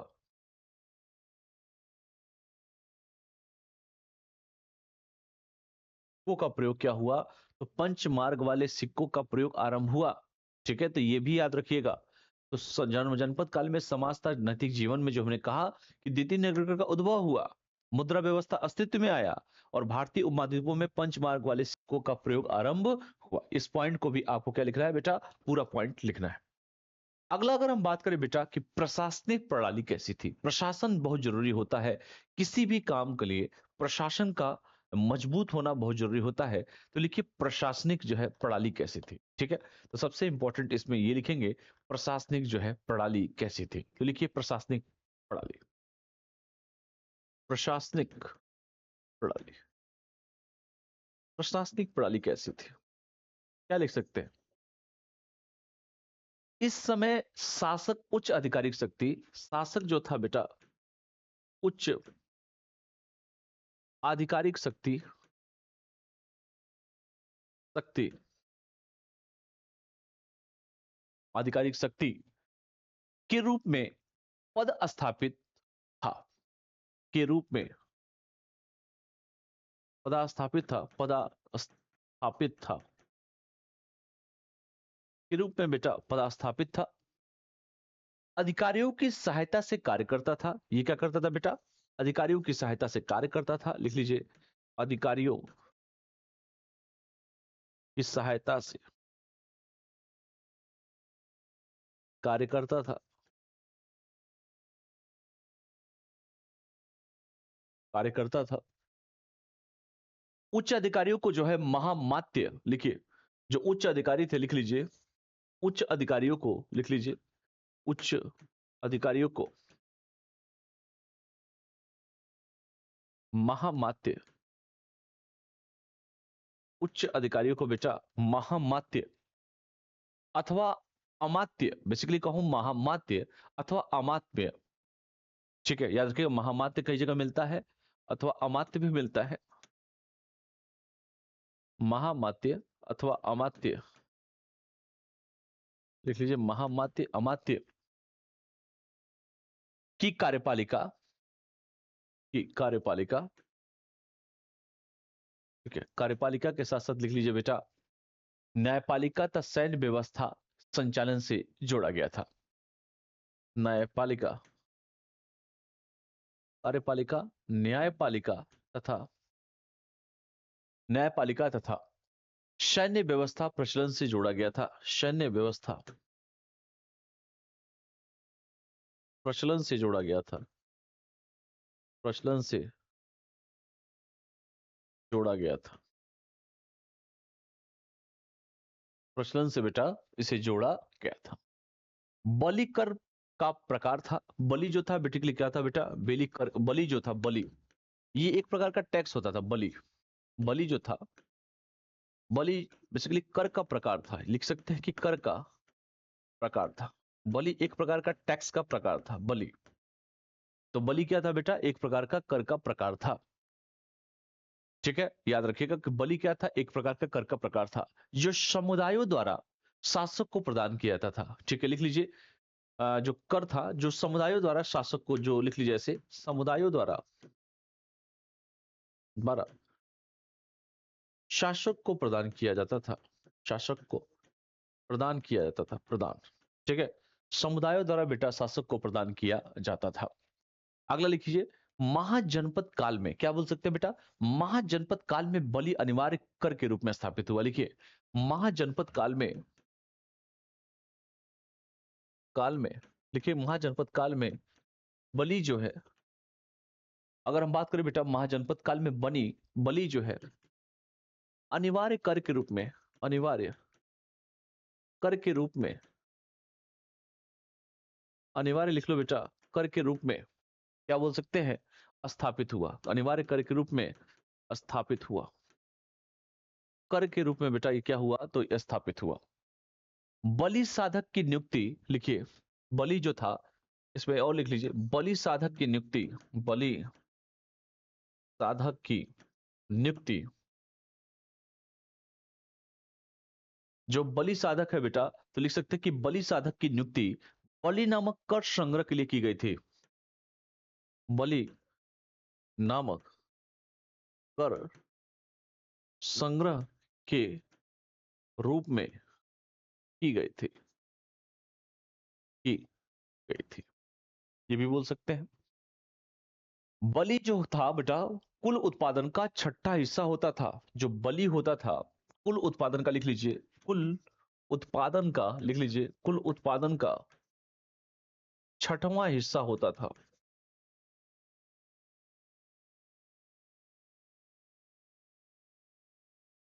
छठवां हिस्सा होता था कुल उत्पादन का बेटा, ये क्या होता था, तो कुल उत्पादन का बेटा ये छठवां हिस्सा होता था। तो क्या इस पॉइंट को नहीं लिख सकते आप सभी, इस पॉइंट को भी आप सभी को लिखना होगा। इसके बाद हम धीरे धीरे चीजों को और आगे बढ़ाएंगे और हम बात करेंगे बेटा पूर्व मौर्य शासकीय वंश के बारे में। लिखे, जो मौर्य शासक जो था उसके पहले की बात हम कर रहे हैं, पूर्व मौर्य शासकीय वंश। अगला हेडिंग लिखिए, पूर्व मौर्य शासकीय वंश, पूर्व मौर्य शासकीय वंश। पूर्व मौर्य शासकीय वंश के बारे में क्या लिख सकते हैं बेटा, तो इसमें कह सकते हैं कि पूर्व मौर्य शासकीय वंशों में जो है हर्यक वंश, लिख लीजिए हर्यक वंश, हर्यक वंश के बारे में बात कर सकते हैं बेटा। शिशुनाग वंश के बारे में बात कर सकते हैं, शिशुनाग वंश, शिशुनाग वंश, हर्यक वंश हुआ, शिशुनाग वंश हुआ, नंद वंश इत्यादि प्रमुख थे, नंद वंश इत्यादि प्रमुख थे, इत्यादि प्रमुख थे, इत्यादि प्रमुख थे। जिसका शासन मगध महाजनपद में रहा, जिसका शासन मगध, जिसका शासन की बात करें अगर बेटा, तो जिसका शासन जो था वो मगध महाजनपद में था, मगध महाजनपद में था, मगध महाजनपद में था। यानी महाजनपद बोले तो साम्राज्य में, साम्राज्य में था। इसके जो अगर हम उदाहरण दें, मगध के उदय के कारण बताया अगर हम, तो लिखिए मगध के उदय के कारण। अगला लिखिए, मगध के उदय के कारण, मगध के उदय के कारण, मगध के उदय के कारणों के बारे में बात करें हम, तो पहला लिख सकते हैं आर्थिक समृद्धि। पहला हेडिंग दीजिए आर्थिक समृद्धि, समृद्धि। आर्थिक समृद्धि के बारे में क्या क्या लिख सकते हैं, लिख सकते हैं कि मगध प्राकृतिक संसाधनों, मगध जो था बेटा प्राकृतिक संसाधनों, संसाधनों, प्राकृतिक संसाधनों तथा उर्वर भूमि से समृद्ध था, तथा उर्वर भूमि से समृद्ध था। उर्वर भूमि से क्या था बेटा, तो वो समृद्ध था। कृषि की बेहतर अवस्था से, लिखिए कृषि की बेहतर अवस्था से, बेहतर अवस्था से, लिख लीजिए कृषि की बेहतर अवस्था से क्या लिख सकते हैं, अधिशेष फसलों ने इसकी समृद्धि को प्रभावी रूप दिया। अधिशेष फसलों ने, अधिशेष फसलों ने, लिख लीजिए, अधिशेष फसलों ने इसकी समृद्धि को, लिखिए, इसकी समृद्धि को, इसकी समृद्धि को क्या किया बेटा, प्रभावी रूप दिया। समृद्धि को प्रभावी रूप, इसकी समृद्धि को प्रभावी रूप दिया। ये भी कह सकते हैं कि प्रभावी रूप दिया। इस पॉइंट को हम नोट कर सकते हैं। दूसरा लिखिए, शासकों द्वारा जो है केंद्रीकृत शासन व्यवस्था को अपनाना। दूसरा पॉइंट लिख लीजिए, शासकों द्वारा, शासकों द्वारा केंद्रीकृत, केंद्रीकृत, लिखिए, शासकों द्वारा बेटा केंद्रीकृत शासन व्यवस्था को अपनाना। केंद्रीकृत शासन व्यवस्था को अपनाना, शासन व्यवस्था को अपनाना। ठीक है, ये भी पॉइंट लिख सकते हैं। तीसरा लिखिए, शासकों द्वारा सैन्य संगठन को मजबूत बनाना। शासकों द्वारा सैन्य संगठन को मजबूत बनाना। सैन्य संगठन को क्या करना बेटा, तो मजबूत बनाना तथा उसमें सुधार करना, तथा उसमें सुधार करना, सुधार करना। ठीक है, ये भी पॉइंट लिख सकते हैं। भौगोलिक अवस्थिति ने, लिख लीजिए, भौगोलिक अवस्थिति ने, लिखिए, भौगोलिक अवस्थिति ने क्या बोल सकते हैं, वाणिज्य, व्यापार तथा आर्थिक गतिविधियों के विकास में, वाणिज्य, व्यापार तथा आर्थिक गतिविधियों के विकास में, के विकास में, गतिविधियों के विकास में क्या कर सकता है, गतिविधियों के विकास में योगदान दिया। क्या किया बेटा, तो योगदान दिया, योगदान दिया। ये भी पॉइंट लिख सकते हैं। अगला लिख सकते हैं बेटा, क्योंकि हमने हर मुद्दे पे हम बात कर रहे हैं, अगला पॉइंट इसमें लिख सकते हैं पांचवा, कि सशक्त शासन व्यवस्था, लिखिए, सशक्त शासन व्यवस्था, सशक्त लिख लीजिए, शासन व्यवस्था, लिख लीजिए, सशक्त शासन व्यवस्था कह सकते हैं, तथा दूरदर्शी शासक की बात की गई, तथा दूरदर्शी शासक के बारे में बात की गई, ये भी बात की गई। वाणिज्यिक संघों का गठन हुआ, लिखिए, वाणिज्यिक संघों का गठन हुआ,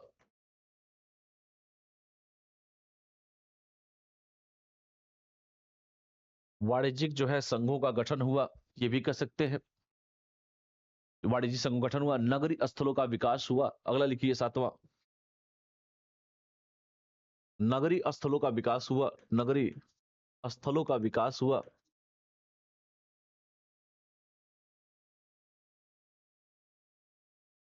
नगरीय स्थलों का बेटा विकास हुआ, ये भी कह सकते हैं। महाभारत के अनुसार, लिखिए, महाभारत के अनुसार, महाभारत के अनुसार, महाभारत के अनुसार कह सकते हैं, बृहद्रथ नामक व्यक्ति ने, बृहदत्त नामक व्यक्ति ने, व्यक्ति ने मगध साम्राज्य को संगठित किया। लिखिए, मगध साम्राज्य को संगठित किया, संगठित किया। मगध की पहली सूचना अथर्ववेद में मिलती है। लिखिए, मगध की पहली सूचना अथर्ववेद में मिलती है। मगध की पहली सूचना अथर्ववेद में मिलती है। ठीक है, तो ये भी पॉइंट आप ले सकते हैं कि मगध की पहली जो सूचना थी वो अथर्ववेद में बेटा, वो क्या होती है, अथर्ववेद में मिलती है। ये भी पॉइंट आप सभी को लिखना है। अगला जो हम बात करेंगे बेटा, वो हर्यक वंश के बारे में हम लोग बात करेंगे। तो अगला जो हमारा हेडिंग होगा, क्योंकि हम सभी को लेकर चल रहे हैं, तो धीरे धीरे आगे बढ़ेंगे हम लोग। तो लिखिए हर्यक वंश, लिखिए हर्यक वंश, हर्यक वंश। हर्यक वंश के बारे में अगर हम बात करें बेटा, हर्यक वंश, तो हम कह सकते हैं क्योंकि 545 से लेकर 412 ईसा पूर्व तक था, 545 से 412 ईसा पूर्व तक था। ये कह सकते हैं, क्या बोल सकते हैं इसमें, कि मगध की प्राचीन राजधानी राजगिरी थी। मगध की, लिख लीजिए, मगध की प्राचीन राजधानी, मगध की बेटा प्राचीन राजधानी क्या थी, तो प्राचीन राजधानी राजगिरी थी, राजगृह थी, राजगिरी थी, जिसे गिरिव्रज भी कहते थे। इसे राजधानी राजगिरी थी, जिसे गिरिव्रज भी कहते थे, गिरिव्रज, गिरिव्रज भी कहते थे। चीनी स्रोत के अनुसार हर्यक वंश के शासन की शुरुआत, लिखिए, चीनी स्रोत के अनुसार, लिख लीजिए, कि हर्यक वंश के शासन की शुरुआत, लिखिए, हर्यक वंश के शासन की शुरुआत, हर्यक वंश के बेटा शासन की शुरुआत बिंबिसार ने की। किसने किया बेटा, बिंबिसार ने किया, बिंबिसार ने की। शासन की शुरुआत किसने किया, तो बिंबिसार ने की। तथा राजगिरी को अपनी राजधानी बनाया, लिखिए, तथा राजगिरी को अपनी राजधानी बनाया, अपनी राजधानी बनाया, राजगिरी को बेटा अपनी राजधानी इसने बनाया। जीवक प्रसिद्ध क्या था, चिकित्सक था। लिखिए, जीवक क्या था बेटा, लिख लीजिए, जीवक एक प्रसिद्ध चिकित्सक था। एक प्रसिद्ध क्या था बेटा, तो प्रसिद्ध चिकित्सक था। जीवक एक बेटा प्रसिद्ध क्या था, चिकित्सक था। लिख लीजिए, प्रसिद्ध क्या था, तो वो चिकित्सक था। जो किसका समकालीन था बेटा, जो गौतम बुद्ध का समकालीन था, जो गौतम बुद्ध का समकालीन था, समकालीन था। जो गौतम बुद्ध का बेटा, ये क्या था, तो गौतम बुद्ध का बेटा समकालीन था। बात समझ में आया। वो बिंबिसार के दरबार में रहता था। जीवक ये बिंबिसार के दरबार में रहता था। लिखिए, बिंबिसार के दरबार में रहता था, लिख लीजिए, रहता था, बिंबिसार के दरबार में रहता था। ये भी पॉइंट आप इसमें इंक्लूड कर सकते हैं कि बिंबिसार के दरबार में रहता था। बिंबिसार महात्मा बुद्ध था। जो बिंबिसार था, लिख लीजिए, ये बिंबिसार जो था बड़ा कलाकार आदमी था। बिंबिसार, लिखिए, बिंबिसार जो था महात्मा बुद्ध तथा, महात्मा बुद्ध तथा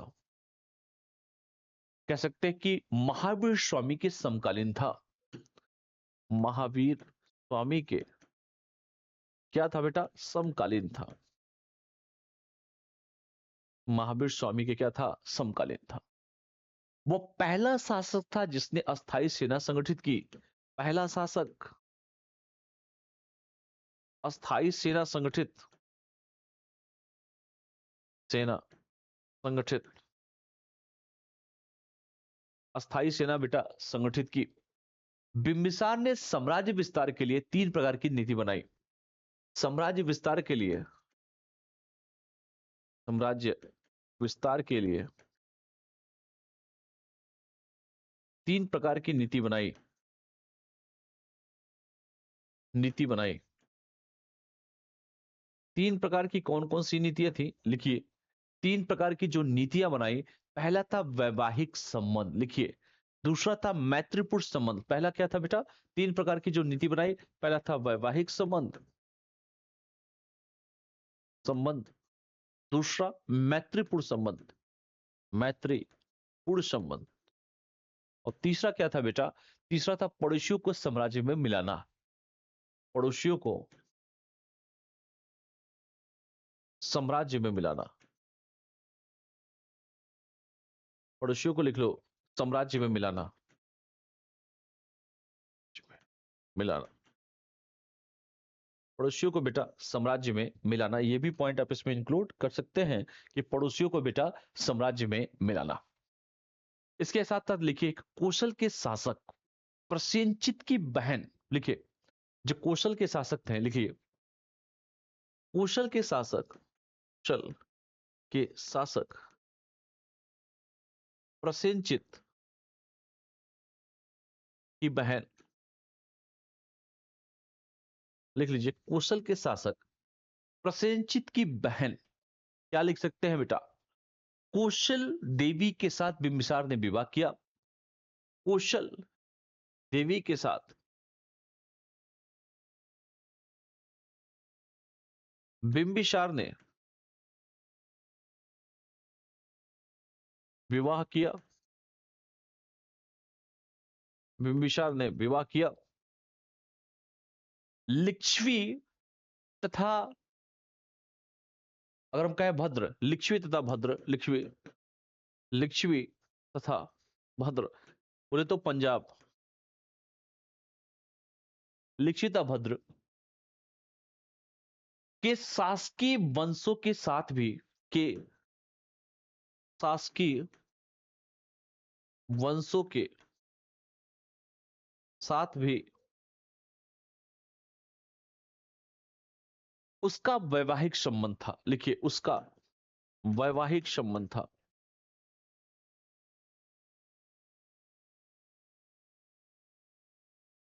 उसका बेटा वैवाहिक संबंध था, यह भी पॉइंट आप इसमें इंक्लूड कर सकते हैं। अजातशत्रु ने अपने पिता जो बिंबिसार था उसकी हत्या किया और सत्ता ग्रहण किया। अजातशत्रु ने, लिखिए अजातशत्रु ने पिता की हत्या की। पिता बोले तो बिंबिसार, बिंबिसार की हत्या किया, हत्या किया और सत्ता प्राप्त किया।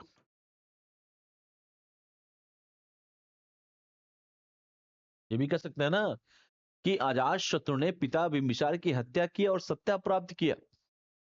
ठीक है, अजातशत्रु ने, लिखिए अजातशत्रु ने वैशाली के साथ, अगर हम बात करें, संघर्ष भी किया। लिखिए, जो अजातशत्रु था, कलाकार आदमी था ये भी, शत्रु ने, लिखिए वैशाली के साथ, लिखिए वैशाली जो जगह है, वैशाली के साथ क्या किया? युद्ध किया। वैशाली के साथ बेटा क्या किया? तो वैशाली के साथ इसने युद्ध किया। अजातशत्रु ने बेटा वैशाली के साथ क्या किया? तो वैशाली के साथ संघर्ष किया, युद्ध किया। 16 वर्षों के लंबे संघर्ष के बाद, ठीक है, संघर्ष किया, अच्छा लगता है, संघर्ष किया, ठीक है। 16 वर्षों के संघर्ष के बाद, लिखिए 16 वर्षों के संघर्ष के बाद, लिखिए 16 वर्षों के संघर्ष के बाद क्या? तो 16 वर्षों के बेटा संघर्ष के बाद मंत्री की सहायता से उसने वैशाली को मगध साम्राज्य में मिला लिया। मंत्री की सहायता से उसने वैशाली को मगध साम्राज्य में मिला लिया। मगध साम्राज्य में मिला लिया, मिला लिया मगध साम्राज्य में बेटा।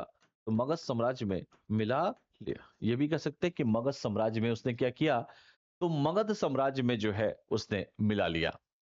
इसके साथ साथ अगर हम बात करें बेटा जैन रचनाओं में, तो जैन रचनाओं में इस बात की चर्चा मिलती है। लिखिए, जैन रचनाओं में, जैन रचनाओं में, लिखिए ऐसे, जैन रचनाओं में इस बात की चर्चा मिलती है। जैन रचनाओं में बेटा, रचनाओं में इस बात की, लिख लीजिए, इस बात की चर्चा मिलती है, चर्चा मिलती है।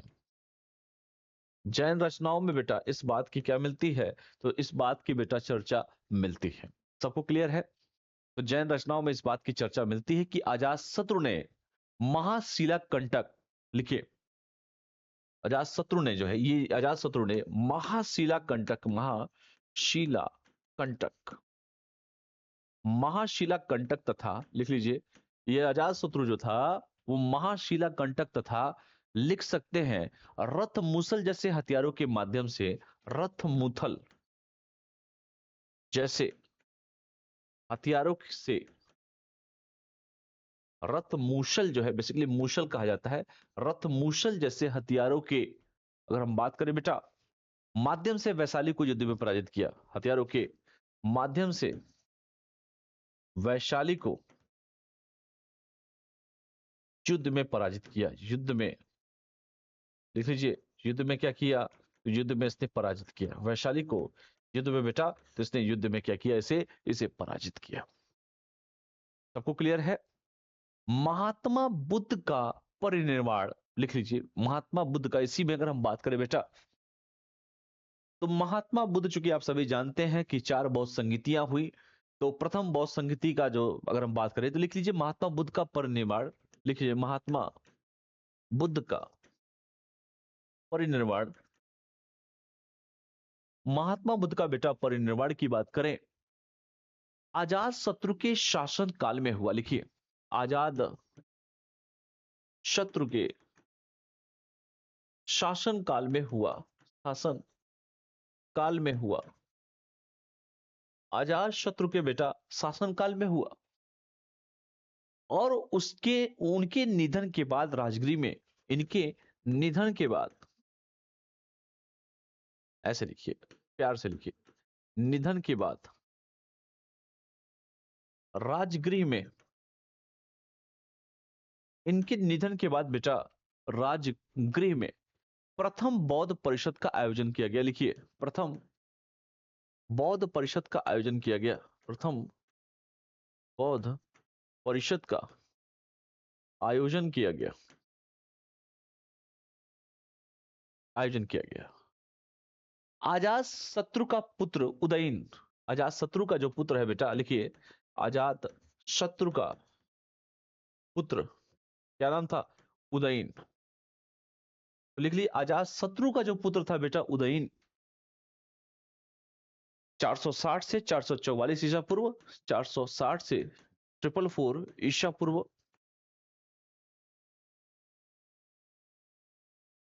उसका उत्तराधिकारी था। उदयन जो था क्या था बेटा, उसका उत्तराधिकारी था,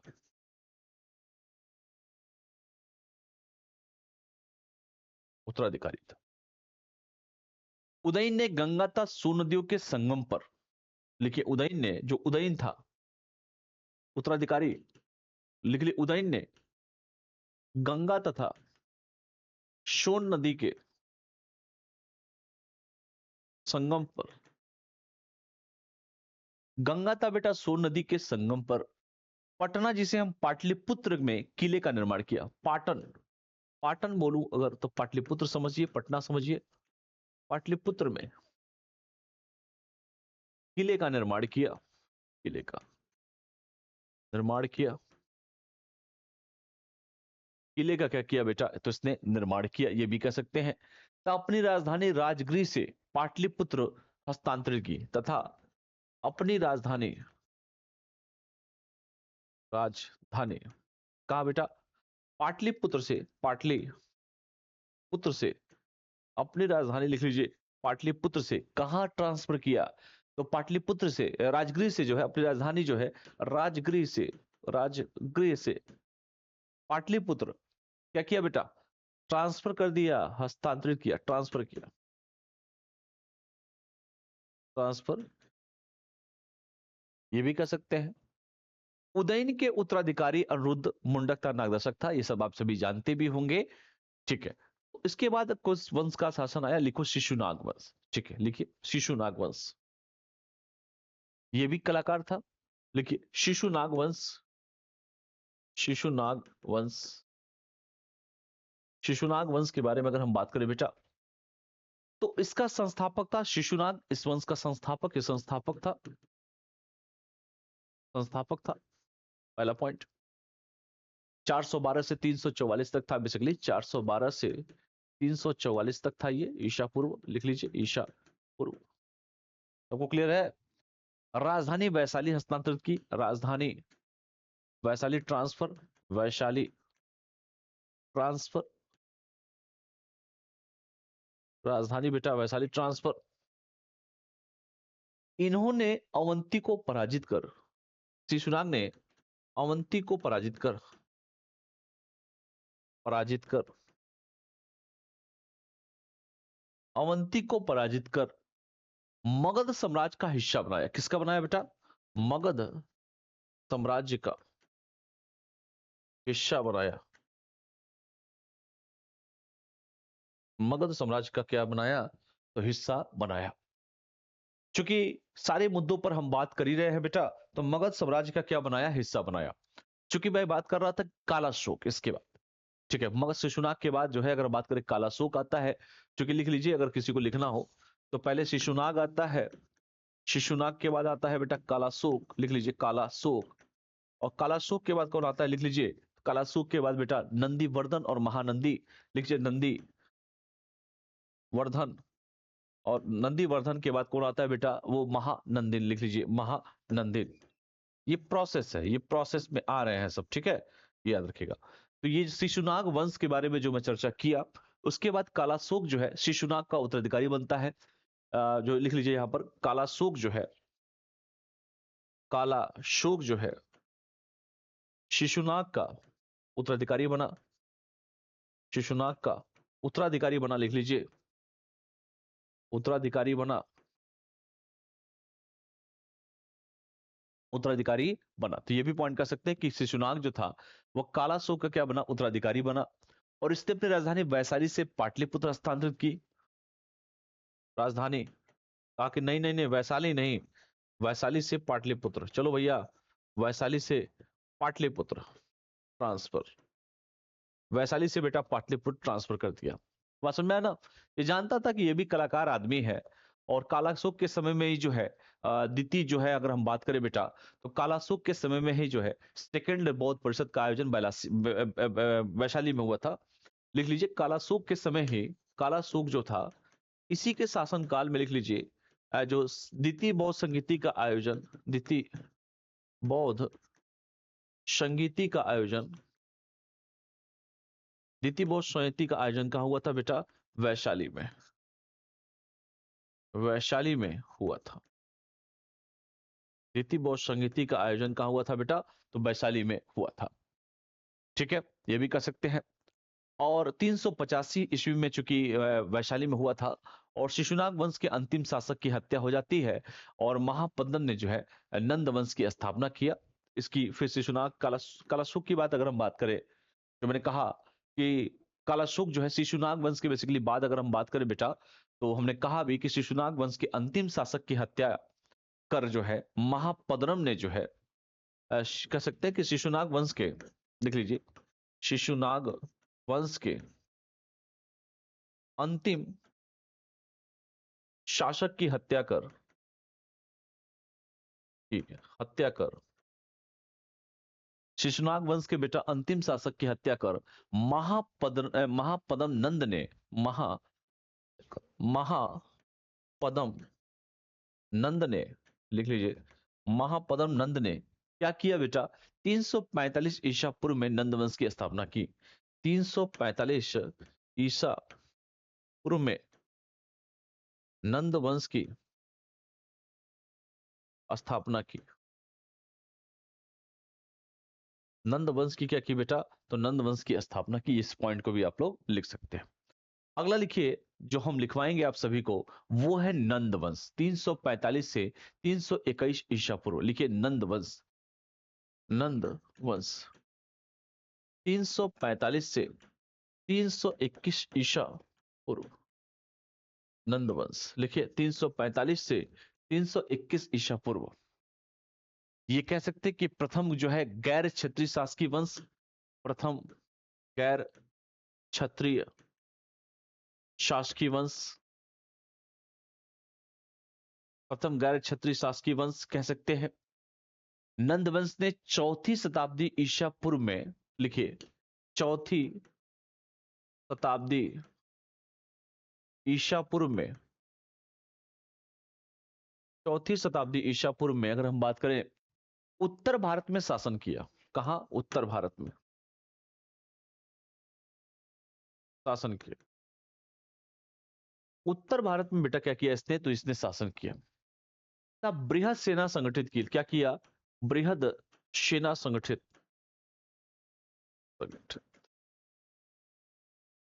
कह सकते हैं। नंद वंश के शासन काल में, इसके शासन काल में लिख लीजिए, शासन काल में कहे तो नंद वंश के शासन काल में करारोपण की प्रणाली को अधिक प्रभावी बनाया गया था। लिखिए, करारोपण की प्रणाली को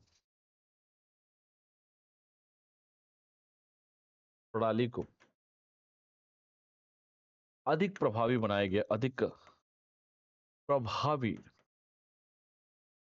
बनाया गया। अधिक प्रभावी बनाया गया। बनाया गया। करारोपण की प्रणाली को क्या बनाया गया? अधिक प्रभावी बनाया गया। इस बात को भी कह सकते हैं। अगला है महापदम नंद। क्योंकि महापदम नंद इस वंश का संस्थापक था। लिखिए, इसी में महापदम नंद जो था, जो हम बात कर रहे हैं बेटा, महापदम नंद, ये क्या था? ये संस्थापक था बेसिकली नंद वंश का।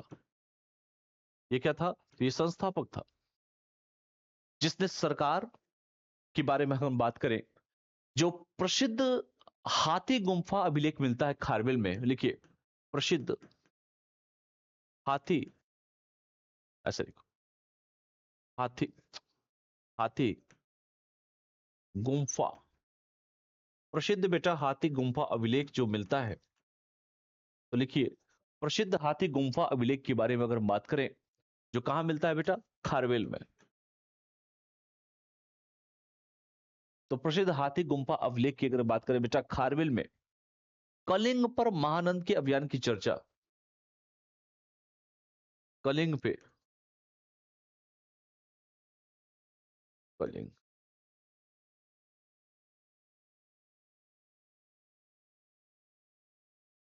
महाअभियान की चर्चा,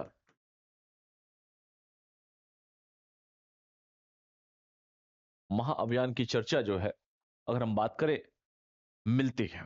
ठीक है, चर्चा मिलती है। ये सब पॉइंट आपको लिखने भी है, ठीक है, याद रखिएगा। और आप सभी जानते हैं महापद्म ने जो है जैन महावीर स्वामी की एक प्रतिमा जो है मगध में लाया था। ये जो है महावीर स्वामी की एक प्रतिमा जो है मगध में लाया। प्रतिमा क्या किया बेटा? तो ये मगध में लाया। और घनानंद नंद वंश का अंतिम शासक था। इसका आप सभी जानते हैं कि महापद्म घनानंद अंतिम शासक। और चंद्रगुप्त मौर्य ने घनानंद की क्या किया? वध किया। ठीक है। और आप सभी जानते हैं कि जो है उसी समय सिकंदर का आक्रमण भी हुआ था। तो भारत पर सिकंदर के आक्रमण के समय घनानंद शासक था। भारत पर लिख लो, भारत पर सिकंदर के आक्रमण के समय, सिकंदर के आक्रमण के समय लिख लो बेटा, सिकंदर के आक्रमण के समय जो घनानंद था, शासक था। घनानंद शासक था। घनानंद क्या था बेटा? तो घनानंद शासक था। लिखिए, घनानंद, घनानंद शासक था। ठीक है। चंद्रगुप्त मौर्य ने घनानंद को पराजित कर, चंद्रगुप्त मौर्य ने इस घनानंद को पराजित किया। किसने पराजित? पराजित किया चंद्रगुप्त मौर्य ने। चंद्रगुप्त मौर्य। तो चंद्रगुप्त मौर्य ने, लिख लीजिए, चंद्रगुप्त मौर्य ने घनानंद को पराजित कर मौर्य वंश के शासन की स्थापना मगध में की। मौर्य वंश के, लिख लीजिए, मौर्य वंश के शासन की स्थापना, स्थापना मगध में की। मगध में शासन की स्थापना कहां की? तो उन्होंने मगध में की। और घनानंद के एक मंत्री जिसका नाम है बुद्धसाल को इसने श्रेय भी दिया। जो मंत्री था, घनानंद का एक मंत्री था बुद्धशाल को जो है, और घनानंद का मंत्री था जिसका नाम था बुद्धशाल। क्या नाम था बेटा? इस मंत्री का नाम था बुद्धसाल। तो बुद्धसाल को उसने जो है पुरस्कार स्वरूप जो है नंदो पक्रमणी जो कहते हैं जो नंदो प्रक्रमणी, नंदो प्रक्रमणी इसे कहते हैं। तो नंदो प्रक्रमणी के आविष्कार का श्रेय दिया जाता है, के आविष्कार का श्रेय दिया जाता है।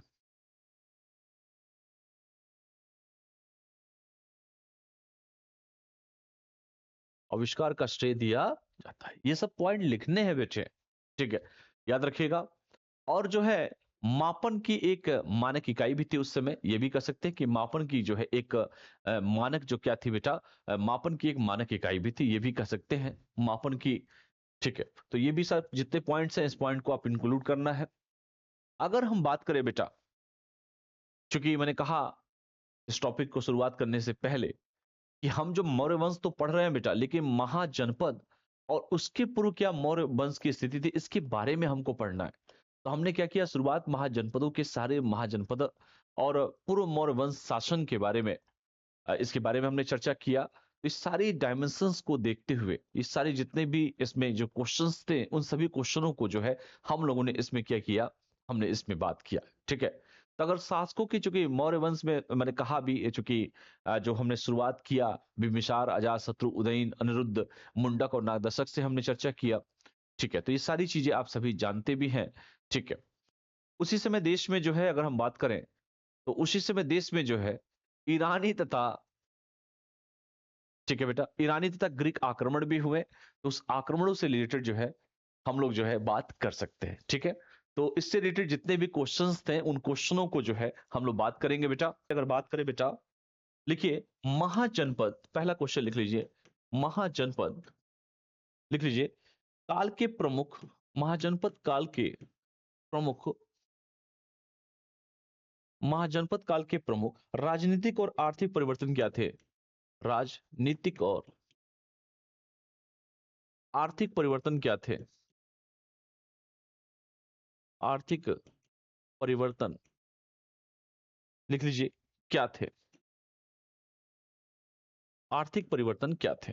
दूसरा, महाजनपदों लिख लीजिए, महाजनपदों के उदय के कारणों का विश्लेषण करें।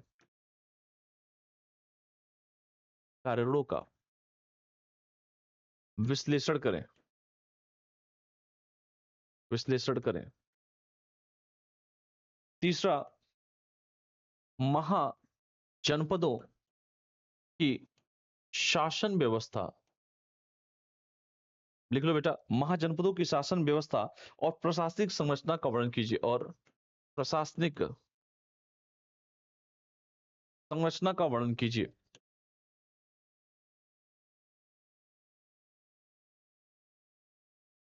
प्रशासनिक संरचना का वर्णन कीजिए, ये भी पॉइंट लिख सकते हैं कि प्रशासनिक संरचना का क्या करें, वर्णन कीजिए। चौथा,